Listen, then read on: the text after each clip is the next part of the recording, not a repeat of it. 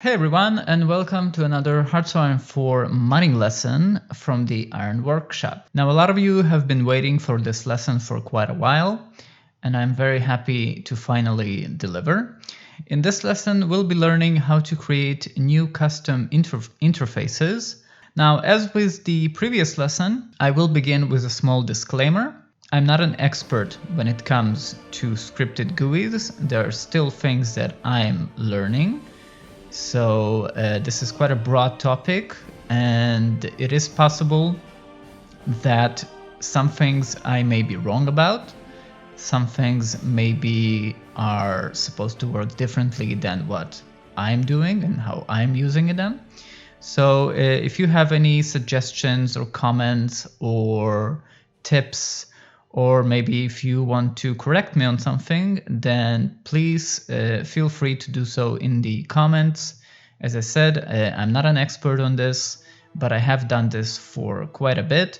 So I'll just be sharing my experience, and hopefully this will help you in creating your own amazing and incredible custom interfaces. So with all that said, let's roll the intro and get on with the lesson. So first of all, let's take a look at what we'll be doing in this lesson. Now, before you begin the lesson, you will need to download the Scripted GUI template files, which I have uploaded to the Steam Workshop, and you will find the link in the description of this video. So please make sure to download that and open the mod that you downloaded. We'll be working with those files in order to create our custom GUIs. Next, we'll be talking about the basics of scripted GUIs and common practices. This is meant for you to better understand how scripted GUIs function, how they are built, and it's important that you understand this before you actually start writing any code. And also, I'll be sharing some common practices. These are things that might not be very clear or obvious when you begin, but obviously after watching this lesson, you'll be aware of these things and it will make your work much easier. Next, we'll be talking about creating our basic window and menu.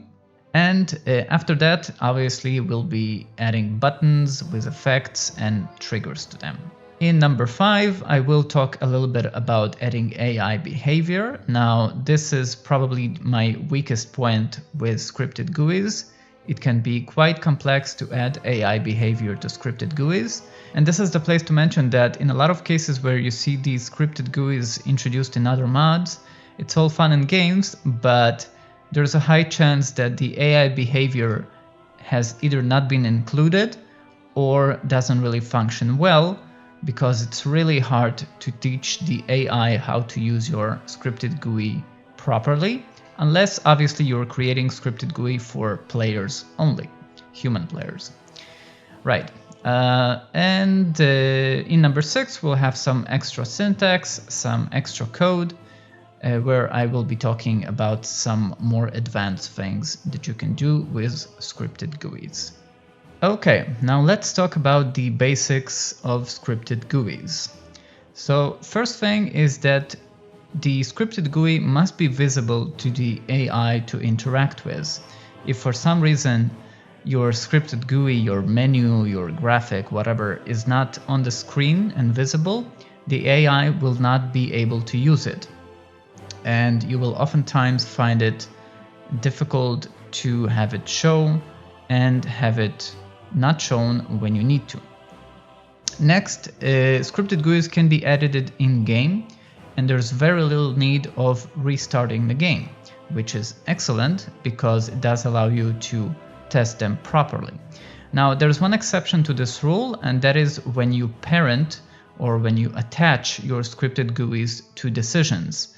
Then it becomes a real problem, because then you will need a restart in order to see the changes that you have done of the scripted GUI, which is located inside the decisions panel. Next, scripted GUIs must contain a behavior file. Now, I just want to say that this is an arbitrary name that I came up with. This might not be the official name of this file, but that is the file that controls the behavior of your scripted GUI. And once we see the files, you'll understand exactly what I'm talking about. So we must have a behavior file, we need to have a GUI file, and in most cases we will also need to have a GFX file. So the combination of these three files are what make scripted GUIs function. And you must have all three in order to have a properly functioning GUI. And of course, these files also need to be properly structured. If there is a missing bracket, a bracket that's not closing, too many brackets, things like that, then you will have problems. So what is the behavior file? The behavior file only controls the behavior of the GUI. It does not add visual aspects to your GUI. So anything that you want the scripted GUI to do, for example, if you want to make countries go to a civil war or give political power or anything like that, any interaction with your scripted GUI, that is what is defined in the behavior file. In the GUI file, where all the visual stuff is, and it controls the position of the elements of your scripted GUI. So if you have a window and inside of that window you have a country flag, and if you want to reposition that flag so that it's in a different location, you do that in the GUI file, not in the behavior file. This will become much more clear once we see the files themselves. Also, tooltips are also defined inside the GUI file, and other elements which we will see once we get to see the files themselves. Okay, so now that we've covered this, let's talk about some common practices with scripted GUIs. So there are three main common practices that I want to talk about. First one is that window graphics appear-disappear is usually done with country flags and variables. So if you want a scripted GUI window to appear or disappear, you do that with country flags. You set a country flag on the country that's supposed to see the scripted GUI, and then the scripted GUI will appear. Again, we will see this in a moment once we get to working with our files. Next, testing scripted GUIs is best done with decisions created for that purpose. So in the mod that you downloaded, you will see that there are also decisions, and the reason those decisions are there is to have some kind of instant way to trigger and test the GUIs. After you've tested your GUIs with the decisions, you can implement them in other places like events, focuses, and maybe other decisions that are not for testing purposes. And debug mode is very much recommended when working with scripted GUIs, and we will be using debug mode during this lesson. So you should start your game in debug mode. If you don't know how to, then maybe you should skip this lesson because this is quite an advanced one, and you should know by now how to run the game in debug mode. Regardless, I will have a link to that in the description of the video. And there's also a console command called GUI that will help us with creating our proper scripted GUIs. Okay, so now that we've covered the basics of scripted GUIs and common practices, let's go ahead with creating our basic window or menu. So inside the mod that you downloaded, you will have a folder called Scripted GUI Template. So let's open that. Inside of that, you'll have all of these folders. And the first file that I want to take a look at is inside of Common, Scripted GUIs, Scripted GUI Template. So this file is the behavior file that I talked about. This file only controls the behavior of your scripted GUI. It is not where the individual elements are actually positioned. Right now, there's a lot of stuff in here, and the first thing that I want to go over is that I want to talk about some of the elements that we have in this file. So let's go ahead and look at what we have in this file. I'm just going to position this thing in here. Just going to make it a little bit smaller like that so that we can see both of these things. So what are the basic elements of a GUI behavior file? First of all, we have something called context type, right? You will usually find it here at the beginning of the file. And what this determines is the scoping of your scripted GUI. Now, I've spoken about scoping before. Scoping is basically when the game locks on a target and does something with that target or an object in the game, right? And that object, it can be either a country or a state or a military leader or another country, maybe not my own country, right? So this determines what this scripted GUI will target. So in our case, it says player context, and that means that it will target the current player that's currently playing the country that the scripted GUI is open for, okay? So in this case, we're in player context, and that is the most common context type that you will be using. Now, above that, we have the window name. So this refers to the name of the container inside the GUI file. And I will open that in a minute, and we'll see exactly what that is. This is the name of your scripted GUI. So it can be any name that you choose to give it. And this is the window that's where the scripted GUI works. Okay, I know it's a bit confusing to have two of these, but if you look at it like this, that this is the name of your GUI, and this is the window of the GUI or the object of the GUI, then it will perhaps make things a little bit more clear. Next, we have effects. Now, I don't want to explain what visible is because I do believe that it's quite clear, but let me drop a few words about it. So visible determines the visibility of your entire scripted GUI. So let's say that I have a window, and inside of that window, I have some elements like flags and things like that. If I were to make my whole scripted GUI invisible by this section in here, then they would all disappear at once. So effects are action to be executed in your GUI. They must be tied to other elements like buttons. So let's say that I have a button in my scripted GUI, and if I want that button to do something, I will put that effect in here. I will just type that button A does the following action. And we will see that as the lesson progresses. It's just important for me that you understand what this section is about. Next, we have triggers. So triggers allow you to control the visibility and if an object can be clicked upon. This is the most common use. So again, let's say that I have a button and I want to determine if the player can actually see that button. That is something that I can change by putting the correct triggers. And also, if the player can actually click the button, that is also something that I can determine in the triggers. Now, in order for the AI to use the buttons inside of the GUI, they must be visible and they must be clickable. If they're not, the AI will not be able to use your buttons as well. Next, we have properties. So properties are various properties that can be used in a GUI, like in-game flags. So this is mostly used in order to tell the game that you want to put a flag of another country or things like that. There are other uses for it, but I'm going to keep it simple. We'll be mostly using it for flags in this lesson. Now, I don't want to talk about dynamic lists just yet. That is something that I will talk about in the extra syntax portion of this lesson.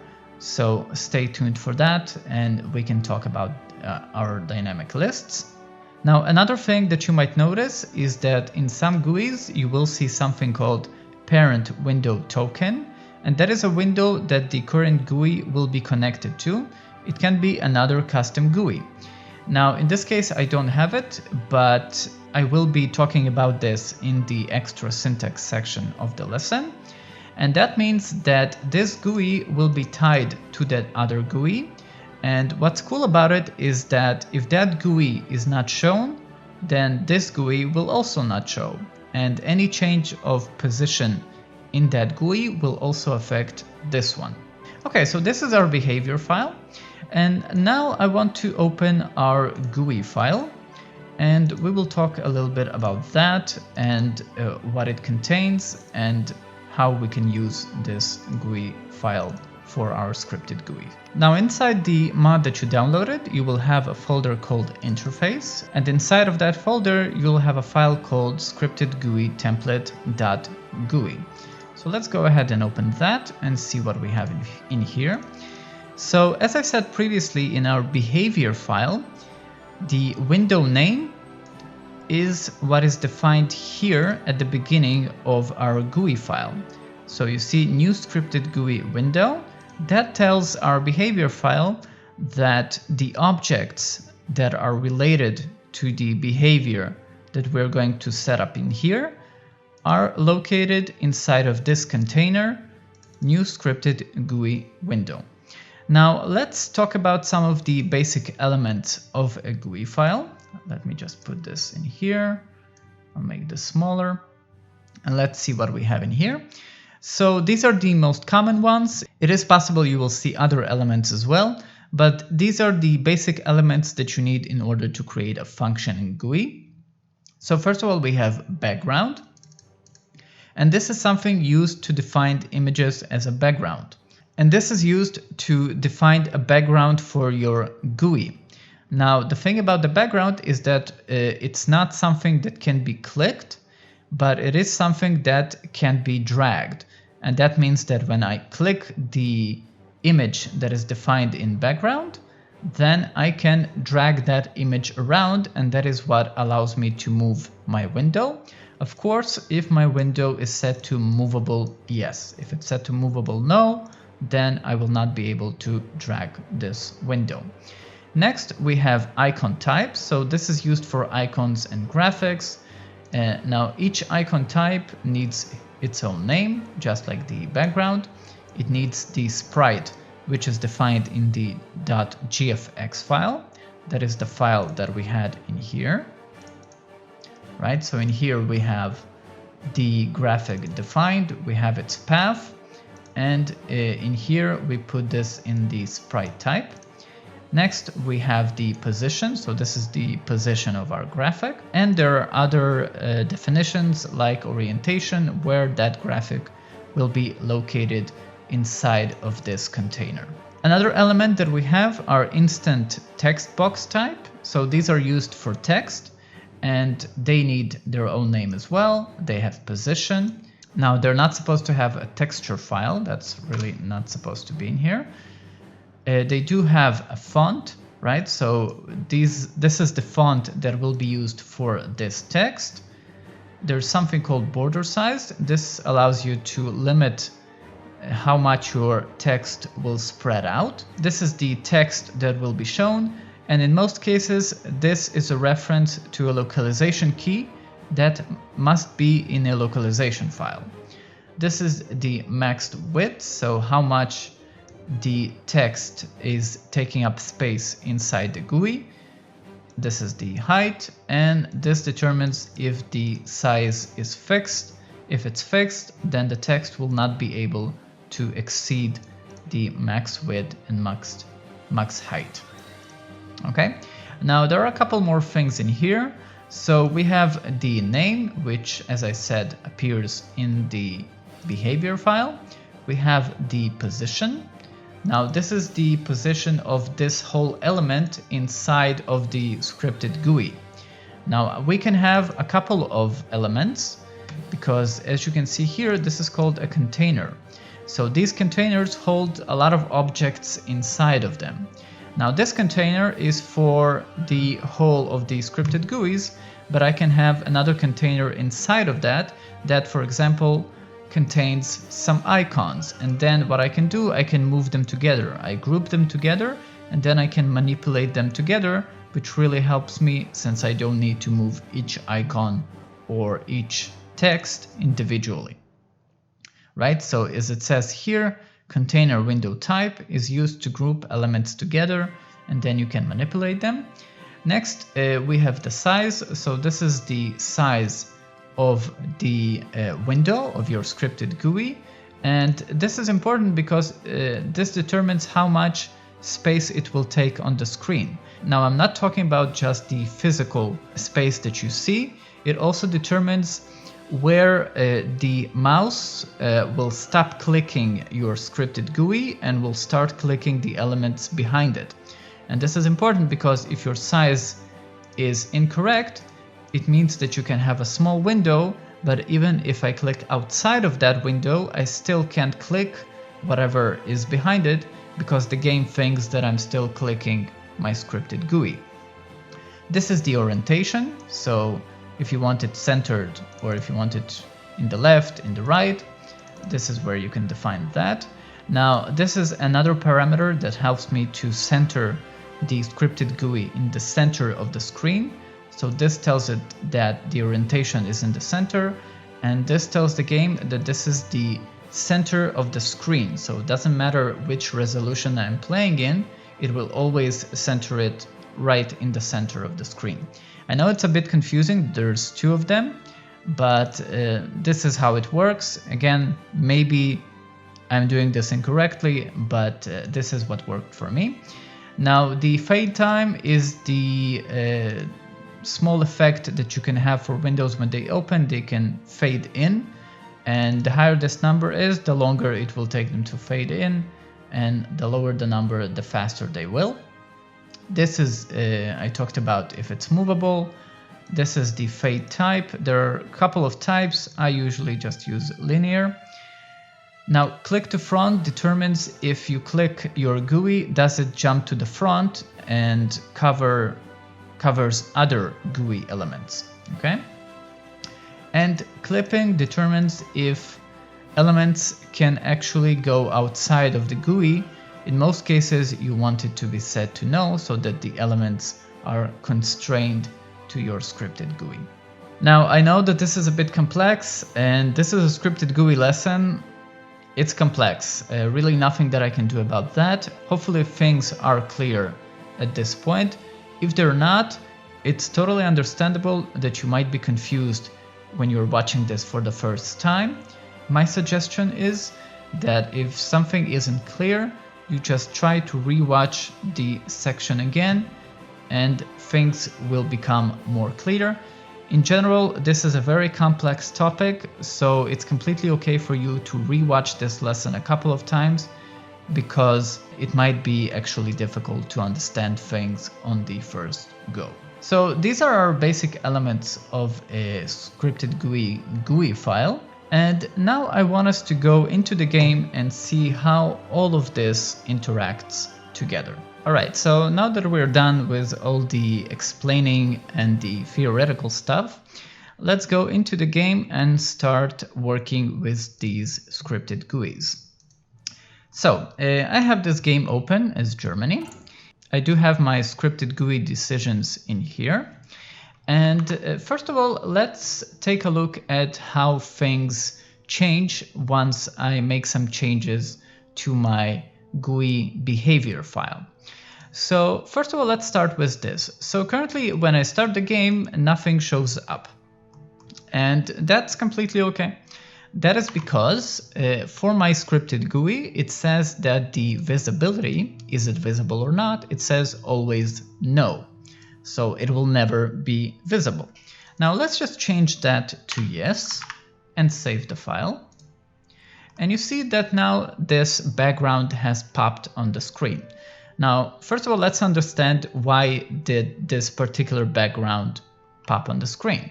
In order to do that, we'll need to go back to our scripted GUI file. And what happens is the following. The game looks at the behavior file and it looks at this section. So where are the graphics for this scripted GUI? Okay, I'm supposed to search for something called new scripted GUI window.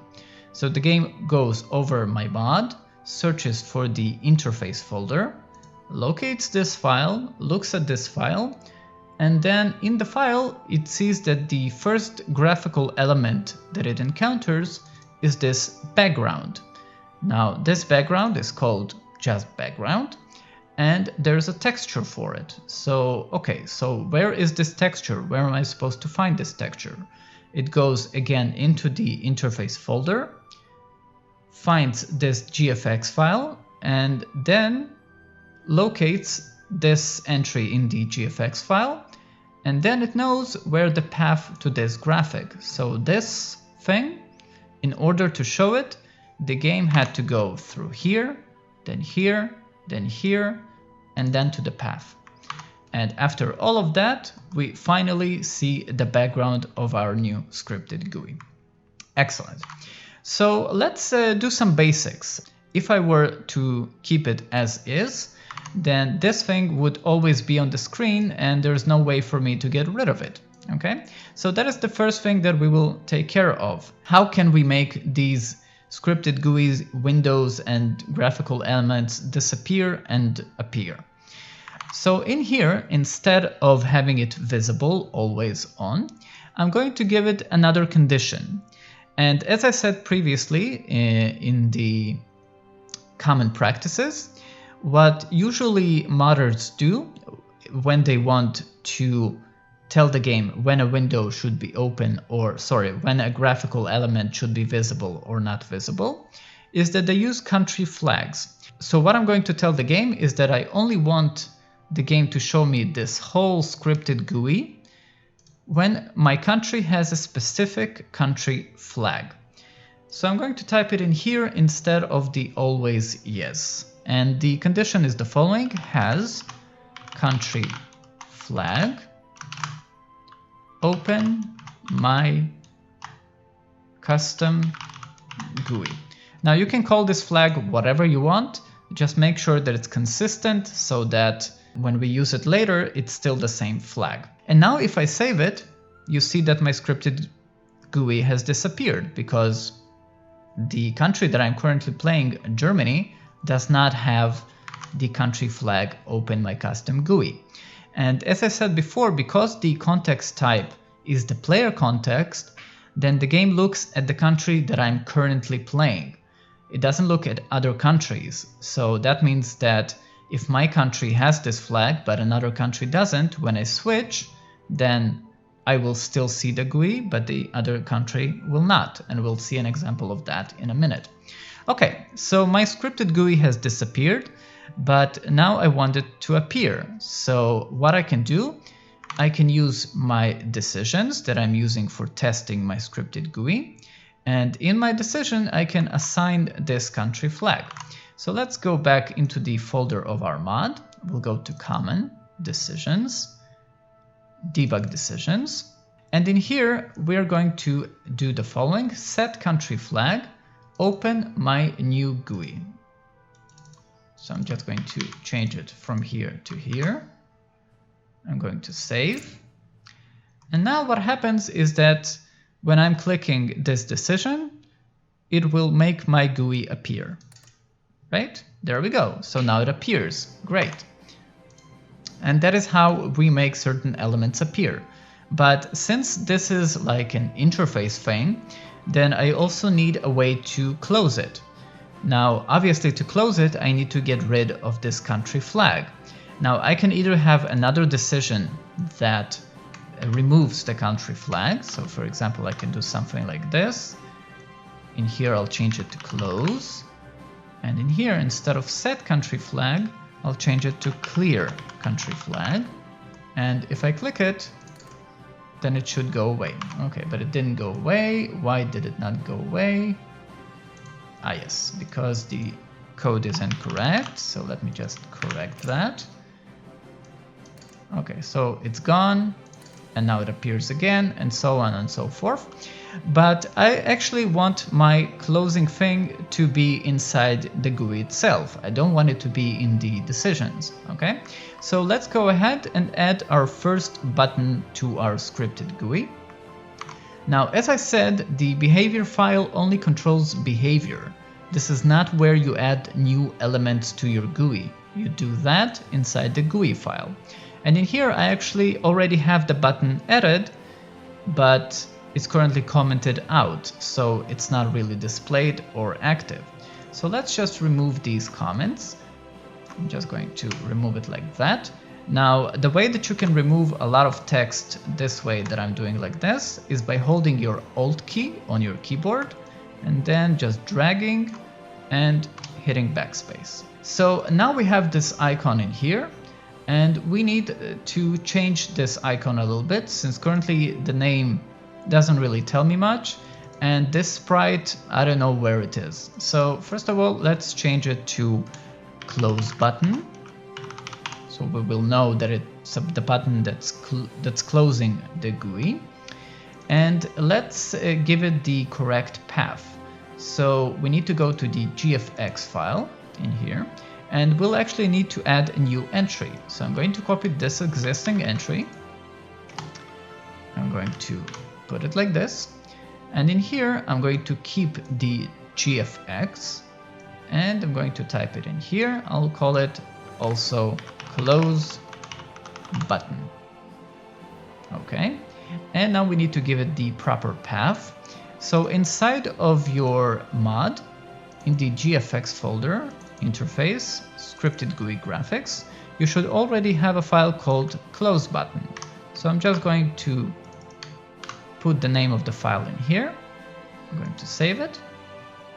And now I'm going to take the name of this graphic, and I'm going to put it right in here in the sprite type. Just like that. Okay, and now it has appeared. Now, for some reason, it's really big. Okay, so it looks like we'll need to restart the game, because right now the game has loaded this graphic for the first time, and that is why it's showing it like this. So let me just close the game, open it again, and the graphics should show up correctly. Okay, so we're back. Let's enable our Scripted GUI, and as you can see now, the button shows correctly. Excellent. Now, the thing about this is that it's currently defined as an icon and not a button. So first of all, let's move it to a better location. I want it to be in here, inside of the Scripted GUI.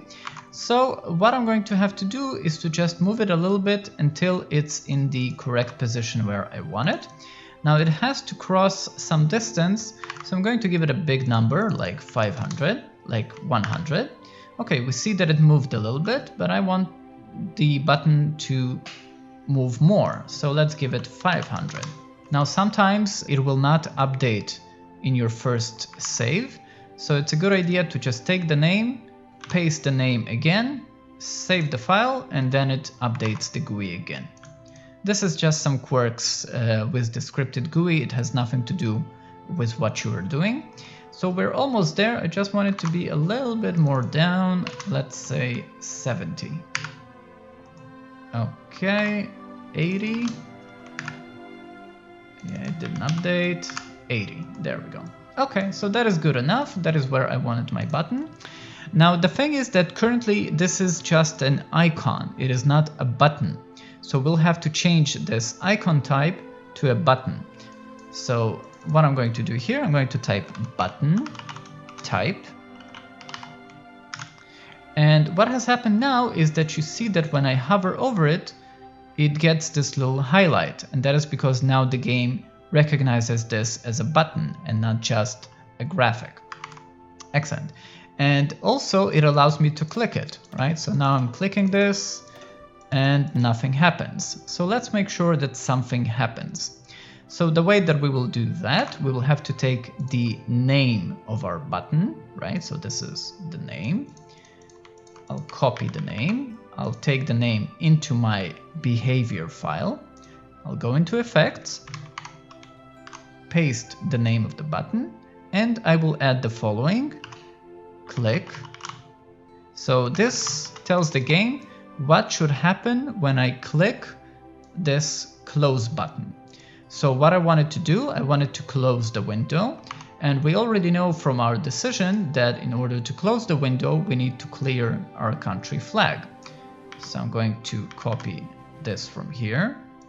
I'm going to put it in here, save. And now when I click it, it closes. Excellent. So we now have a way to open Wait, let me just run the game a little bit. So we now have a way to open and to close our GUI. Excellent. Very good. So this is how you allow player interaction with your scripted GUI. Excellent. So now that we have all of this functioning, the next thing that I want to add in here is that I want to have a picture of SpongeBob appear with the scripted GUI. And when I click on him, I want a bubble to show up with text inside of it. Now it's a bit complex, but I'm sure that we can do it. So the first thing that I want to do, I want to add a new icon type because I want to put a new graphic into my scripted GUI. Okay, so let's go ahead and add our SpongeBob. So I'm going to go in here. I'm going to type icon type, just like we did before. And I'm just going to copy these parameters from here. And I'm going to call this one SpongeBob image. In here, we will need a new sprite for SpongeBob. So let's go into our GFX file. We will create a new entry. We'll call it SpongeBob. And in here, we need the path. So you see that inside of your mod folder, you will already have the SpongeBob image. So we'll just copy the name, SpongeBob. Now, because the game is going to load this graphic for the first time, chances are we'll have a similar problem that we had with the close button. So we might have to restart our game. But let's see how it works. So I'm going to copy the name SpongeBob. I'm going to put it in my icon type. And I'm going to save. Okay, so something happened, but we still can't see it. And that is because, it loaded the graphic for the first time. So we'll need another restart of the game. Okay, so here we are. We have SpongeBob now showing up. And obviously we want him to be positioned a bit differently. So let's just change his position in here to, let's say, like 10. Or maybe 40. No, let's try 50. 100. Okay, that's good enough. And in here, I'll lower him a little bit as well. Let's go to 150. There we go. Just where I need him. Now, I do want to click on SpongeBob, so he will need to also be a button. So let's just change the icon type to a button. And now I can click SpongeBob. And as I said, I want a speech bubble to show up. And inside of that speech bubble, I want to have some text. So first of all, again, we'll need to add the graphic of our speech bubble. Now, as you become more experienced with this, you will obviously add all the graphics beforehand or in one go. So you won't need to restart your game every time. But this is something that we're doing for the first time. And I usually like to do these things the same way that the people who are watching the lesson are doing it, because then I know what you may encounter. So let's go ahead, let's add another button type, but the speech bubble isn't supposed to be clickable, so I will just make it an icon type, like that, and we'll call it a speech bubble. And we just need a different GFX for it, so I will go to my GFX file, we'll create a new entry, we'll call it speech bubble. And inside of our mod, we already have the bubble in here. So I'm just going to change the path. I'm going to take the name, save this file, put it in here in sprite type. I'm going to save. Yeah, this says speech bubble. Why does it say speech bubble? No, let's have it as bubble.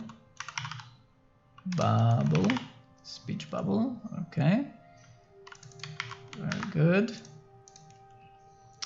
And once again, we will need to restart our game since you see that it shows it in a weird way like this. So be right back. Okay, so we have our speech bubble showing up. We'll just need to change its location a little bit. I'm thinking maybe 300. Now, note that the game has some weird thing with X and Y positions ending in 0. So if it ends in 0, it usually doesn't move it on the first try. But if I were to copy and paste and save, then it moves it. I'm not sure why. If it were like 401, then it works immediately. I don't know why that's happening, but this is something that you need to get used to. Now I want this speech bubble to be a little bit higher. Let's reduce our Y, since we are going the opposite. Okay, so we'll need it at like 120, and let's change it to 121 just to be sure. Okay, well, that's good enough. And inside of this speech bubble, I want to have some text. So in here, you already have some text positioned inside the GUI. So let's just uncomment that, remove the comment, and save. And now it has shown in here. So obviously we need to move this text a little bit. Now let's try to give it the same position as the speech bubble. So I will copy the position from my speech bubble and apply it here. And I will change the title so that it's more clear. We'll call it SpongeBob Speech. And let's save it. Okay, now it doesn't seem to have moved very much. Oh yeah, because I didn't change the position. So let's go ahead and change it like this. And there we go. Okay, so political. Yeah, I do want it to be more centered, so let's try 480. Let me just move this thing so that it's easier to see. Okay, that looks good. And let's change it to 180, 181. Come on. There we go. Okay. It's a bit weird when changing positions, but eventually it will change it, so don't worry about that. Okay, now I do want to change what it says in here, so I can either put the text in here like that, or I can put a localization key. Usually a localization key is a better option, so let's go ahead and put this text in a localization key. So I'm going to open my mod, I'm going to go to the main folder, go to localization. In here you'll have a file called Scripted GUI localization. And in here, I'm just going to change this test localization to something else like SpongeBob Speech. And we'll just type something like welcome to Bikini, or let's change it to something more relevant. This scripted GUI tutorial makes me want to kill myself. A feeling that I'm sure that we all share. So let's just take our localization key entry in here, copy it, go back into the GUI file and just paste it in here in text. Paste. And you now see that the text has been added. But it is positioned in a bit of a strange way, and that is because we need to change some of these parameters. So in here we have something called max width. Right now it's 400. What this means is that the text can stretch out for 400 pixels. Now that is quite a lot for this speech bubble, so I'm going to reduce it to 200, and you can actually see the bounding box of how far the text can go if you open the console, the game console, and you type GUI. And when you hover over the text, you see that it has this little box, this red box, and it shows you just how far the text can go. This can be very useful when you're trying to position text in a very specific way. We can also see the size of this image and of our scripted GUI. So let's go ahead and change the size of this thing. So I'm going to reduce it to 200 or 201 so that the game doesn't complain about it. And you see that now it's much smaller. Still a bit too small, so let's go for 220 maybe. Yeah, I think this will do. Now obviously we'll need to change the position now that the text has altered its position a bit. So I'm going to move it here. Okay, I just want it to be like in the middle of the speech bubble, right? So let's change this to 420, and that's a bit too much. Let's go for 440. 445 maybe, like this. Okay. And you see that it still doesn't show all the text, so I'm going to increase the height to 50, 51. Let's try 100. Thank you. That looks much better. I'm going to raise the text a little bit to the top, so I will reduce the Y parameter. Let's go for 150 maybe. Okay. Now this text is a little bit too big, so I'm going to change the font type to a different font that we have in HOI4. Now I will have in the description of the video a link to the HOI4 wiki page where you have all the HOI4 fonts listed, and these are the fonts that you can use unless you create new fonts. Now creating new fonts is a bit more complex, so obviously I'm not going to go into it in this lesson, but any font that is present in the game you can use here in the font parameter. So now we have the speech bubble showing up and we have the text, but as I said before, I want the speech bubble and the text only to appear when I click on SpongeBob, right? When I do this, only then do I want the speech bubble and the text to appear. So let's see how we can do that.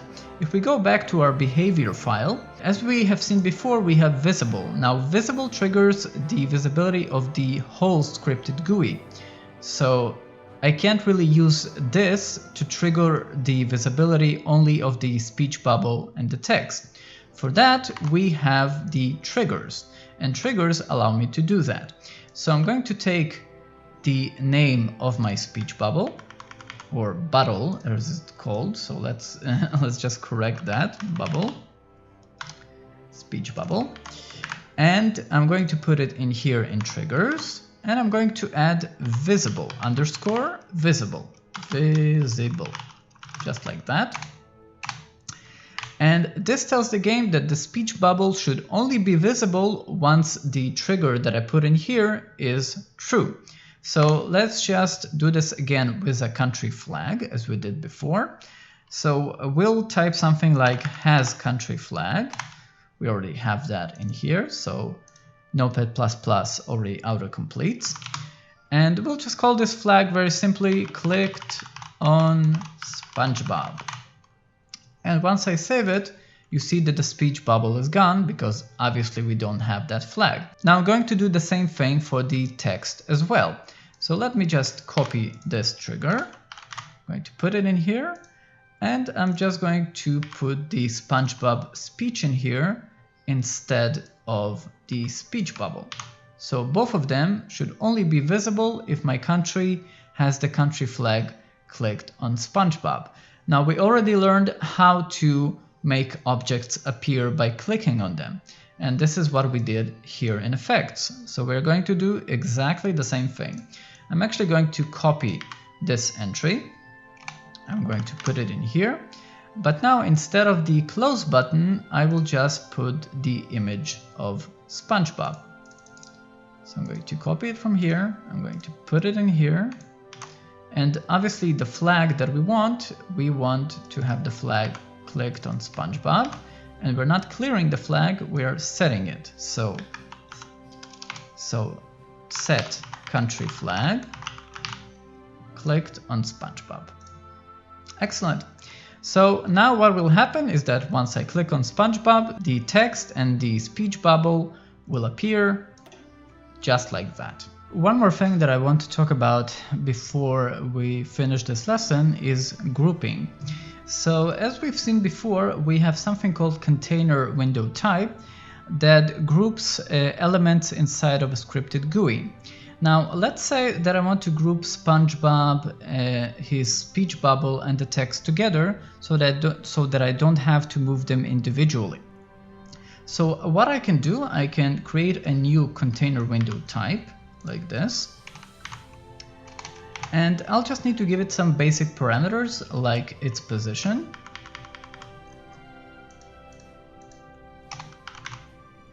Like this. And its size.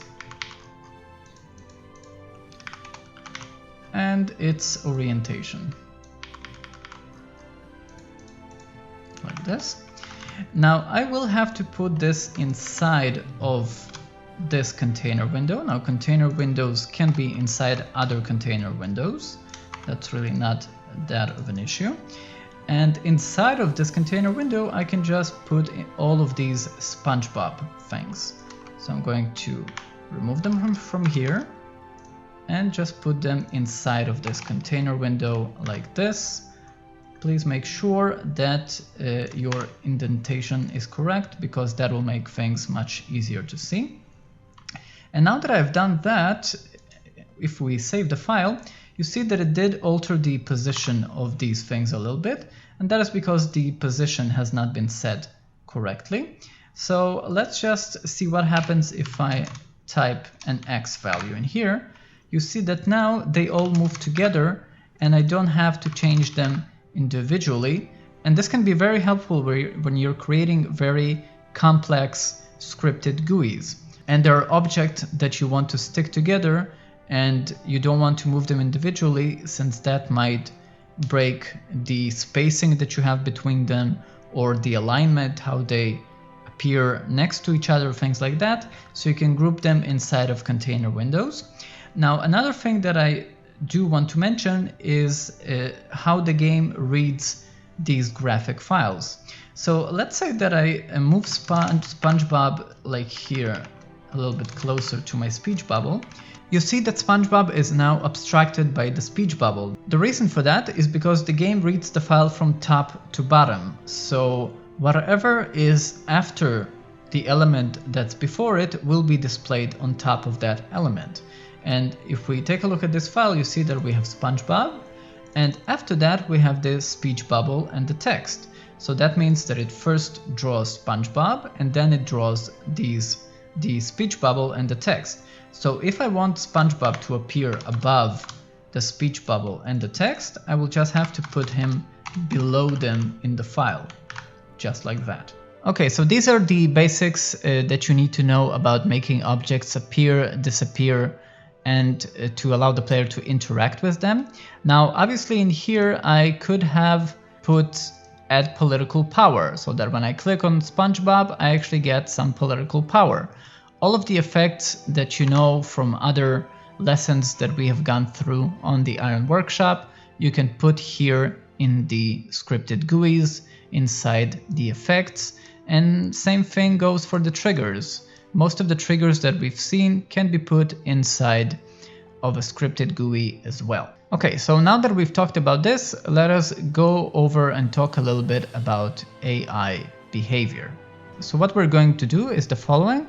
We'll open the window for the AI, and inside of the window, I want the AI to click on SpongeBob. And once it clicks on SpongeBob, I want the United States to go to war with Canada. And then I want the AI to close the window. First of all, I want to test the whole war between the United States and Canada just by clicking on SpongeBob. And the way that I'm going to do this is by changing the effect here. So on top of adding the country flag, I'm going to add the following code. We'll say something like this: USA, declare war on Canada, annex everything. So let's see.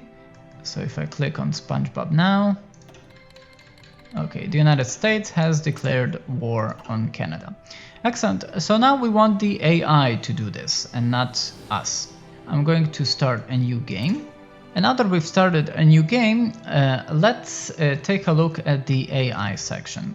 So currently AI for this scripted GUI is disabled, always no. So in this case, I'm going to change it to always yes. So the AI always works. Now, these parameters determine how often the AI will check the scripted GUI. And as it says here, the longer the number, the longer it takes the AI to check the scripted GUI and the elements inside of it. So even if it has it open, it will not look for buttons to click if it's not in this interval that has been set. Now you can play around with these numbers and try out different settings. We'll probably do that during this lesson as well. Next, we have AI check. So this determines when the AI should check the scripted GUI. Okay. Now in here, we're going to set the following: has country flag, open my custom GUI. So that means that when the country that the AI is playing has the country flag open my custom GUI, then it will bother to check the custom GUI.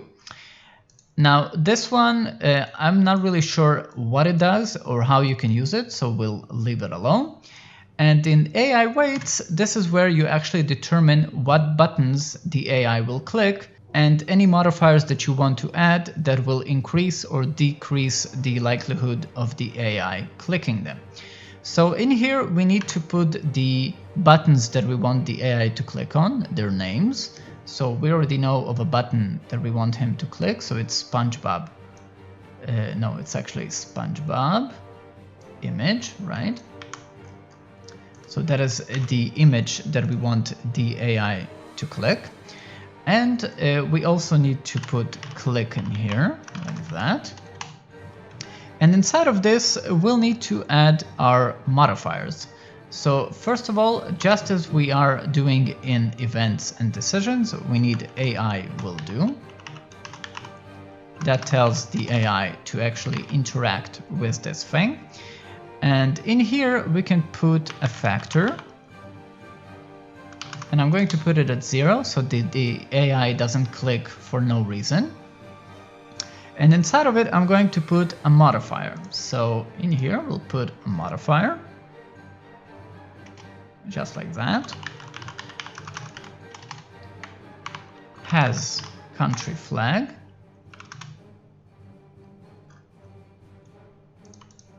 Open my custom GUI so that when the AI opened the custom GUI, it will also want to click on the SpongeBob image. And that will add 100 to the modifier, to the AI will do, to the factor, sorry, of AI will do. And we also want the AI to click on the close button, right? So that it closes the interface once it's done. So we're going to add another entry in here. Now we know that the close button is in here, so I'm going to copy it like that. Click. Let me just copy all of this code so that I don't have to write it again. And I want the AI to close the scripted GUI after it clicked on SpongeBob. So we already have a country flag for that. So I'm just going to copy it in here. So it will close the window after it clicked on SpongeBob. Okay, so that should basically do it. That means that the AI, once the window has been open, it will click on SpongeBob. So let's go ahead, test this and see if it works. Now I'm going to use my decisions to add my open custom GUI flag on another country, right? Since we want to test the AI and not our own country because I'm a human player. So let's allow France to do the honor. So we will set the country flag on France. And let's save and see what happens. Okay, so now the game has crashed, probably because we've added too many stuff. It's fine if it happens for you. Just open the game again and we'll continue from where we stopped. Okay, we're back. Now, please expect some crashes when you're working on these things. This is not something that's crash-free, and crashes will usually only occur when you're working on this. Once everything has been implemented and it just needs to work and nothing is being changed while the game is being played, then crashes should not occur.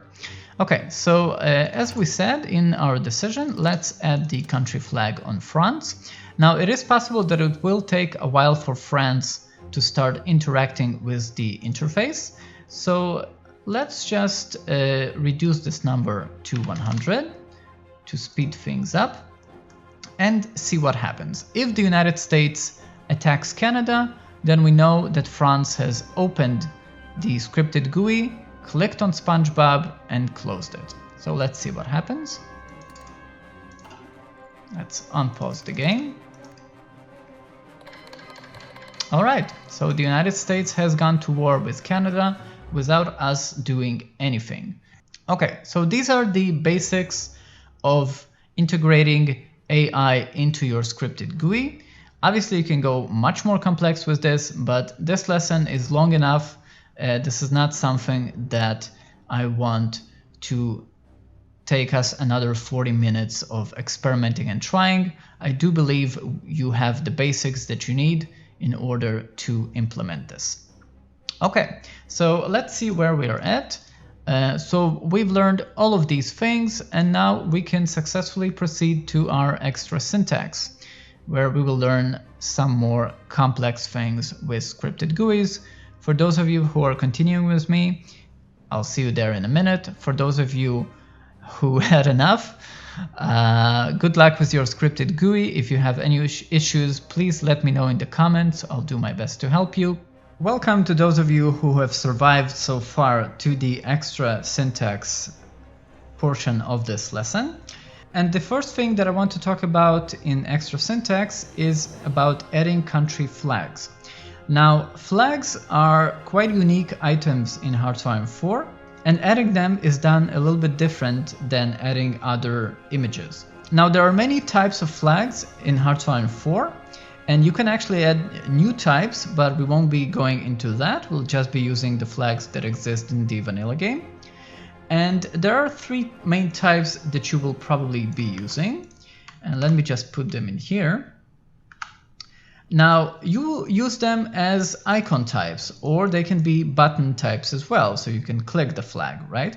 But you can see that when I put them in here, they come as these black things. Now, the reason for that is because, as I said, flags are quite unique objects, and once the game puts the graphic of a flag, which is this graphic, or this one, it needs to associate the graphic with a country. Now, the way that we create this association is, of course, in the behavior file. So we'll have to go to our behavior file, our scripted GUI behavior file. In here, we'll have to go to properties. And in properties, we'll first of all type the name of our object, our country, our flag object. So let's say that we want the large flag in this case. So I'm going to put it like this in here. And I'll open new brackets. And in here, we'll type image equals. We'll have to open square brackets. And let's say that I want the flag country of the United States. So I'll type USA dot get flag. And I'll close the bracket. And now you see that the flag that shows up is the flag of the United States. If I were to change this to Soviet Union, it will display the flag of the Soviet Union, and it's going to do the same thing with the smaller and medium flags as well. So let's just do this again. Image, so this tells it what the image should be. And in this case, let's put Australia, get flag. And we now have the Australian flag. I think they're actually covering each other. That is why we don't see it. Okay, let's put this like in here. Okay, so we now have the Australian flag, and that is how you can put static flags into your scripted GUI. So we know how to add static flags. Now let's learn how to create dynamic flag lists. I'm sure that you have seen a lot of GUIs that have a list of flags, and that is what we'll be adding in this section of the lesson. Now it will involve the use of arrays. So if you don't know what an array is or how to use arrays, I highly suggest that you take a look at the arrays lesson. I will have a link to that in the upper corner of the screen. Okay, so in order to create our dynamic flag list, now this is actually a list that can contain a lot of things, but in this example we'll be adding country flags. So in order to add that, we will need to create 4 elements. First of all, we'll need to create a dynamic list. So in our behavior file, we have something called dynamic lists. And in here, we'll need to create our first dynamic list. Now, there's quite a bit of code here, which I don't remember all by heart, so I'm just going to paste it in here. Now, I highly recommend that you pause the video, copy the text over to your file, and then continue watching. So this is the code that we need to create our dynamic list. Here we have the name of the dynamic list. Now, these lists use an element that's called a grid box, okay? That is a special element in the GUI file. Just like icon types, instant text box types, and all of those, they used grid boxes. So that is why I'm naming it Residents of Bikini Bottom grid box. Next, we need to specify the array from which the grid box will draw information. So we'll be adding countries to the global residents of Bikini Bottom array, and all the countries that are in that array will be displayed with their flags, and later on we'll also add their name. Next, we have the entry container. So in order for this to work, we will need to create a specific container for our dynamic list, and we'll see how to do that in a minute. Then we have something called change scope. So what this means is that the dynamic list will change the scope for each element of the array. So let's say that I've added Greece, France, and Germany into the array. It will look at the country in the first index, in the first position of the array, and that is Greece, and it will change the flag to Greece. Then it will go to the next position and change it to the next position, and so on. If this is set to no, then the same flag will appear, the flag that is in the first position of the array, and that is what it does. Now, I've never used AI weights myself in here, so I really don't know what it can be used for. You can just remove that, it's not really that critical. Okay, so let's save this file and go to our GUI file. Inside of here, we'll need to add the grid box type. So as I said, that is a special element that draws these grid boxes. And it's very important that it is named the same as your dynamic list. So just take this name from here and just make sure that it's the same name in here. Now you can specify a position for it, a size. This is the slot size, so how much slot size. Now each flag has its own slot, right? And how much it can take in width and height. And if you have the slots positioned horizontally, how many slots do you want before it starts a new line? If it's not horizontal, you can just remove this line or set it to no, and it will add them vertically. Okay, so once we have our grid box type added as well, as I said before, we need to set up our special container. Now, this container needs to be outside of the main container, so we need to add it outside of that. So let me just copy the code. There's quite a bit of code in here. And it looks something like this. Let me just do some corrections in here. Okay, just like that. So this is what it looks like. We have a separate container. It has its name, it has its position, it has its size, and then we're adding a button, which is going to be the country flag, the member country flag. And I'm also adding the frame, right? So that is the border, the frame for that country flag. Okay, so once we have that, the last thing that we'll need is to create a new property so that it knows which flag to show.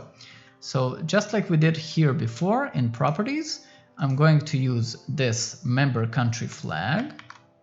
I'm going to put it in here. I'll type image equals this get flag, right? So that it gets the flag of the country that is in the array that we're reading from. All right, so now all that's left is to add our countries into the array. First of all, let's open our interface. So we'll need to set our country flag. We'll use our decisions to do these things. So let's set country flag. Open my custom GUI. So let's open it, okay. And now I will change this second decision that closes it, since we no longer really need it. I'll change it to add a country into the array. So there's a code specifically for adding countries into an array, and that is it. And let's say that I want to add France. So I will add the tag of France in here. Just like that. I'll save it. And let's see what happens once I click the button. Okay, you see that the flag of France has shown up. Now I can obviously add many more countries in here. So let's change this to like 4 more countries. Okay, let's add Germany, the Soviet Union, Japan, and Italy. Just like that. And once I click it, you see that all of these countries are now shown in a very clear list, like you have seen in some mod. Okay, so obviously we need to take care of positioning this thing, but I think that by this point you understand how to do that, so I won't go over that. And that is how you generate these dynamic lists. Now, the really cool thing about dynamic lists is that everything that you have inside of the container of the dynamic list will actually be added for each scope in the array. So what this means is the following. I can add an instant text box type like this, right? Let me just uncomment it. And let's say I want to call it country flag. And in here, I just wanted to show the name of the country. So I'm not sure that this will work, but let me just try that. So let's save that. And you'll see that what happens is that let me just push this a little bit so we can see it better. You see that it has generated the list of names of countries automatically and added them for each country inside the array. I don't have to do this manually. And that is really one huge advantage of dynamic lists. And once you really understand how to use them, you can do incredible things with them. All right, you can obviously keep on adding more and more elements in here. It doesn't have to be flags, it can be other things as well. Dynamic lists are a very powerful tool that you can use with your scripted GUIs. All right, so now that we understood how to do this, let's go ahead to the last thing that I want to talk about, and that is parenting our scripted GUIs to other elements in the game. So one more thing that I want to talk about is how you can attach your scripted GUI to other elements in the game. Let's say that you created a scripted GUI that should only show up when a player opens the country diplomacy screen, right? This screen. So the way that you can do it is by going to your behavior file, and in here you will need to add the following line. Parent window token, it looks like this, And in here you will need to specify the window that your scripted GUI should be attached to. Now there's only a limited amount of existing game windows that you can attach to. You can't really attach your scripted GUIs to all of them. This is something that will probably change with time as Paradox add patches and expand the capabilities of the scripted GUIs. And you can find a list of all of the possible windows that you can attach your scripted GUIs to in the HOI4 wiki. I will have a link to that in the description of the video. But in this example, let's say that I want to add my country to this diplomacy. So I will type the following: selected country view. And if I click on save, you see that the position on my scripted GUI has changed because it is now attached to the diplomacy screen. So it doesn't matter what I do in here in position or these centering parameters, they are no longer relevant since this window is now permanently attached to the diplomacy window. And if I were to close it, then my scripted GUI also goes away. Now you can leave it at player context, or you can actually change the context as well by doing something like this: selected country content. Now please notice what happens when I save this. You see that my scripted GUI has disappeared. The reason for that is because the scoping has changed. Before we had player context, so it was checking whether my country, Germany, has the country flag open my custom GUI. But now that I've changed it to selected country, it looks at France and checks if France has this country flag. Because they don't have it, the window is not relevant, so it closes it. Even if you're using other context types, you can still target your own countries with the regular scoping techniques, like using root. So even if the default scoping is that country, if I were to put root in here, then it will go back to scoping to Germany, right? So these are little tricks that you can use. Now, another type of window that you can attach your scripted GUI to is the state window. So if I were to change this in here to state, and I were to open a state in the game, you see that my scripted GUI now shows up in here. Now, if you want to attach your scripted GUI to another scripted GUI, you will have to use a different parameter. Instead of parent window token, you will need to change it to parent window name, and then just put in the name of the other scripted GUI that you have selected, that you have created. It will not work with the existing game windows. Okay, so again, if you want to attach your scripted GUI to an existing in-game window or some kind of menu, then you use parent window token. If you want to attach it to another scripted GUI, you use parent window name. Okay, so that is all you need to know about attaching your scripted GUIs to other menus and windows. This has been a very long lesson, a very complex lesson, and hopefully most of the information has been absorbed and you understood most of it. Again, if you have some issues, if something isn't showing up, isn't working, please let me know in the comments. I will do my best to help you, although as the channel grows larger and larger, there are a lot more comments than I can handle on my own. So if I didn't answer, that is probably because I didn't see it, because I'm being flooded by comments. I know, not something that I should probably be complaining about. So this is it for the scripted GUI lesson. Thank you all very much for watching, and I will see you on the next video, lesson, or tutorial on the Iron Workshop. See ya. Bye bye.